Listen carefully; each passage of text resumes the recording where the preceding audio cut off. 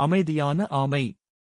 ஒரு நாள் காட்டில் ஒரு நரி, ஒரு குரங்கு, ஒரு மான் சந்தித்தார்கள். எல்லாரும் தங்களது திறமைகளைப் பற்றி பெருமையாக பேசினார்கள். நரி சொன்னது, நான் மிகவும் புத்திசாலி. யாரையும் ஏமாற்றிவிட முடியும். குரங்கு சொன்னது, நான் மரங்களில் பறந்து விளையாடும் திறமையுள்ளவன். மான் சொன்னது, நான் வேகமாக ஓடுவேன். யாரும் என்னை பிடிக்க முடியாது. அந்த நேரத்தில் ஆமை மெதுவாக வந்தது. மற்றவர்கள் எல்லாம் சிரித்தார்கள்.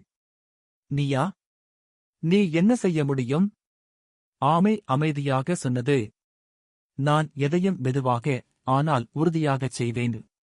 அந்த நேரத்தில் ஒரு பெரிய நதி வழிமறித்தது. எல்லோரும் திகைத்தார்கள். ஆனால் ஆமை மட்டும் தண்ணீரில் இறங்கி மெதுவாக, நிதானமாக நீந்தி கடந்து சென்றது. மற்றவர்கள் எல்லாம் ஆமையை பார்த்து வெட்கப்பட்டார்கள். அப்போது நரி கேட்டது, நீ எப்படி இதைச் செய்தாய்? ஆமை சிரித்துக்கொண்டு சொன்னது, வேகம் முக்கியமல்ல, நம்பிக்கையும் பொறுமையும் இருந்தால் எதையும் கடக்க முடியும்.